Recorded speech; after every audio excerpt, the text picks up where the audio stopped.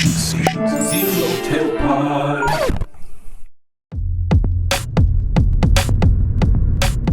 Slow down, slow down, slow down, slow down, slow down, slow down, slow down. Okay, that was like an emergency stop there.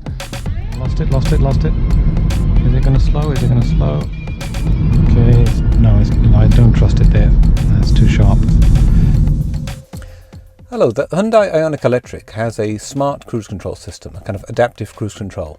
So let's find out how smart it is by testing it on some urban and highway routes. Now what I'm interested in is how it works normally, what sort of moments throw it off and give you sort of hairy moments with using it, and generally what are my overall recommendations for how to set up the system, what settings to use for the car lengths and the responsiveness to other traffic. So let's give it a go. The first thing to note about the IONIQ Electric's smart cruise control is that even though there is a camera on the car, and it's a good idea to keep it clean, it doesn't actually work from the camera. It's just a radar system behind the Hyundai logo on the front of the car. Also a good idea to keep that clean as well to make sure you get a strong and clean signal. I'm now going to go down into a picture-in-picture and comment on various things that happen as we look at the driving footage with the smart cruise control on. Okay, so to set up the cruise control, you get the adjustments of slow, normal or fast in terms of how the radar responds to the behavior of vehicles around you, and you also get to set up the number of car lengths behind the vehicle, so the distance the radar will set between you and the vehicle in front. So you do that by pressing this button on the steering wheel, the lane adjustment, the distance adjustment button on the steering wheel.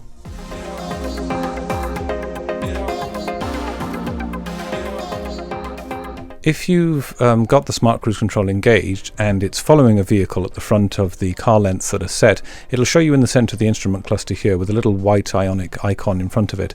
You can also see that in the dedicated smart cruise control display on the right hand side of the steering wheel, and if it's not shown there, then it moves to the center cluster when you turn that display off to show something else in the middle of the instrument cluster. So to engage the smart cruise control, you press the mode button and then down on the set, and then it will start cruise control at the speed that you're currently going. You can adjust it then up or down in one increments with the plus or minus button, which is the set button, or if you want to go up and down in 5 mile-an-hour increments, you can do that as well by holding up or holding down. As you can see here, I'm holding it up and going up from 40, 45, 50. It goes in these kind of integer increments of 5.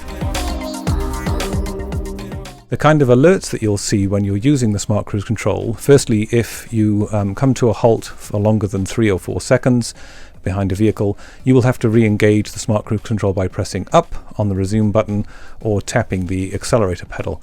So you'll see that here, you'll see the alert, and you'll see that I'm about to do the clicking the resume button up on the steering wheel to restart us in motion here. So here's an example of that, and then you press it and then you set off in the flow of traffic again.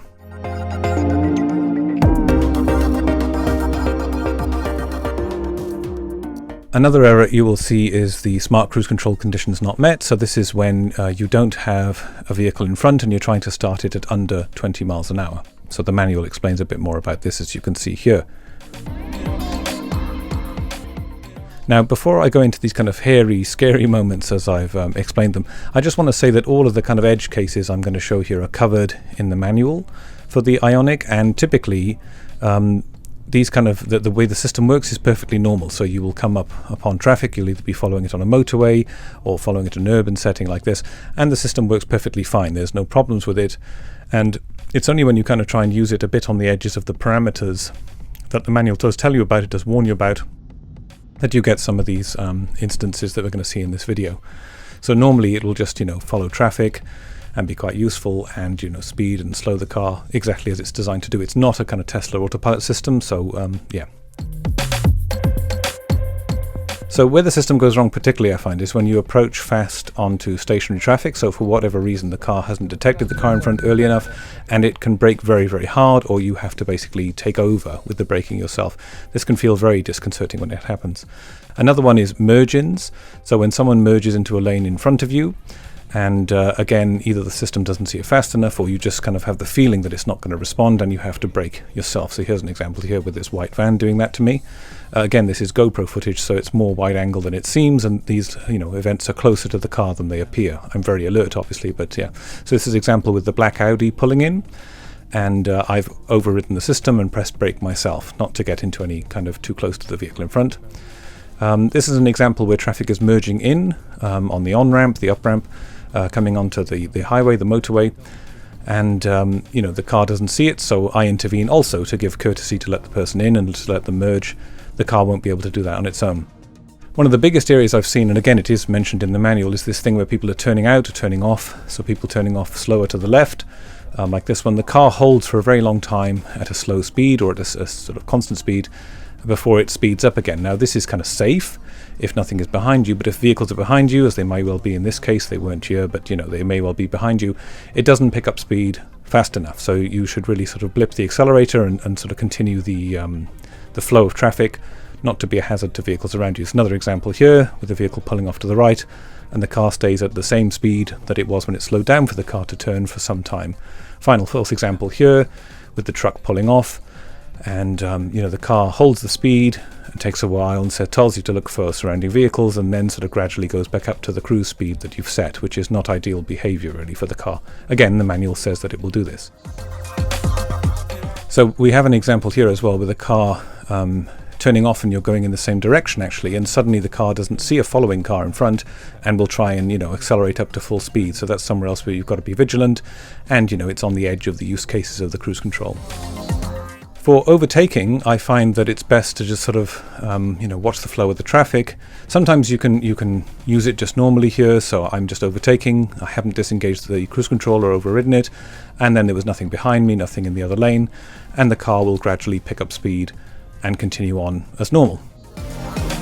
But if you're not going fast enough to make the overtaking maneuver, the car is not going to accelerate fast when you pull out. So it's best to sort of kick down, override the system temporarily, and then when you release off the accelerator, it'll go back into the smart cruise control and there'll be no issue there.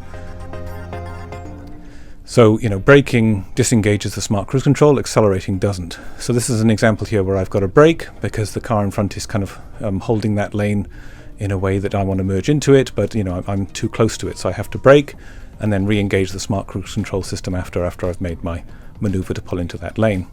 And this kind of difficulty with moving into other lanes and so on with a system that's not really designed to do that, it really gave me an insight into how complicated it must be for Tesla's latest Autopilot, I think the version 9, with the Mad Max mode and so on, with the Navigate on Autopilot, to know when to make lane changes safely and to sort of navigate you around other cars at a sort of constant speed to your destination. There's really quite a lot of kind of prediction and systems thinking in that, I must say. Another kind of edge case is where the radar loses the following vehicle in front on curves. So we can see an example of this here with the green truck, where the little white IONIQ indicator in front of the lane, the length spacing icon sort of comes and goes, and you're not sure, if it's going to accelerate you into the vehicle in front. Here's another example to show that the cone is really quite narrow. Only a slight turn will actually put the vehicle in front out of the radar detection, it seems. Here we have an example of following a vehicle, and just again we're going to see me turning just a little bit. Yes, it's only just there, it's lost it. The vehicle in front has been lost, it's regained it, but it's actually pulling up towards it much faster than I would like to in the flow of traffic. Here we have a phantom detection, so you can see that the IONIQ item kind of lit up there in front, but there was no car in front of me, and the car actually slowed a little bit before resuming the smart cruise control speed. Now we're looking at traffic signals, so often you'll be using the system and you'll come up to a traffic light, a vehicle will have stopped in front of you, and you're just waiting for the light to go green. There the system will respond normally. It will see the car in front, it will hold you at a speed. You may have to resume if there's a waiting time of more than 3 or 4 seconds, rather than the system doing it itself. But then, as the light goes green, you can kind of pull off and be on your way, and with no problems in the system. Just press the resume button or tap the accelerator, and you're off and going again. But contrast this where the car in front, as we'll see here, goes through an amber light, and I want to stop on the red. and don't want to sort of jump the light. The system itself won't see that, so I have to brake and override it. There's no camera usage, as I've said, in the smart cruise control. It doesn't detect the signals, traffic signals and so on, so you've got to act in these instances. Another example here, we're coming up behind the green truck, and he's braking himself actually, though he or she is driving, the car's braking, decides to go through, but I don't want to follow it through a red light as the system wants to, so I override and brake and bring us to a halt at the red light. Again, as I said, there's no camera usage in the smart cruise control, so it doesn't detect road markings. So here we have a sort of, keep clear where I shouldn't stop. The hatched yellow box. The car is pulling forward past it automatically here, but it's not because it knows the box is there. It's just coincidence in this case. Here's another example where the light is green. I could go through, but the car doesn't know about not blocking the box. So I have to stop and not just, let the smart cruise control follow the car in front. Otherwise I'd be blocking the yellow box. So some other kind of edge situations here. Firstly, the system doesn't detect cyclists very well unless they're in the middle of the lane, so you have to manually be aware of them and alert and control the vehicle and go around them considerately.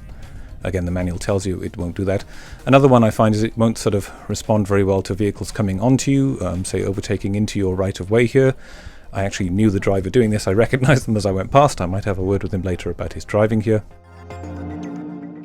But overall, I'd say the system has quite a lot of benefits. So in kind of commuter traffic, sort of straight line flowing, not sort of complicated dynamics, but just sort of stop-start or, sort of creeping along traffic, the system is great. So here it'll sort of control the speed down to almost a stop and keep creeping, or a complete stop, and then either automatically restart if it's under 3 seconds, or you just have to tap the resume if it's over sort of 4 seconds, and you're on your way again. And I had a long commute in heavy morning traffic to the airport the other day, and the system actually reduced my fatigue quite a lot. It's obviously not a substitute for your own concentration, but it's like an extra pair of eyes with the radar watching, a sort of extra safety assist for the journey. So it's not so bad for that. And another example here of even in sort of urban usage, it's nice to be able to handle the kind of stop-start traffic here. Here's an example where the stopping at 0 is shorter than 3 or 4 seconds, and the car just resumes by itself. So that's actually quite convenient and quite pleasant.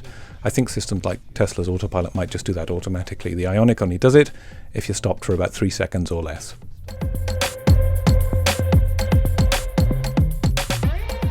So I hope you've enjoyed that test of the smart cruise control on the IONIQ Electric. I find that after quite a bit of testing, not just the videos made here, but various bits of driving before and after that the ideal settings for me is kind of 2 or 3 car lengths and the responsiveness set to fast. It doesn't suit all conditions, but I think it's kind of the one that makes you feel the most safe, and where you feel, the least likely that it's going to, it feels like it's going to go into the back of a car. And it doesn't do that thing when it's in the fast responsiveness and the shorter car lengths, below 4, so 3 or 2. It doesn't do that thing so much of when a car pulls off to the left that it pauses for so long before it picks up speed again and resumes the kind of normal cruising speed that you've set. And I think for other road users and for your own peace of mind, that's kind of the best setting. So do subscribe if you want to see more videos. Thanks for sticking with me and watching to this point, and bye now.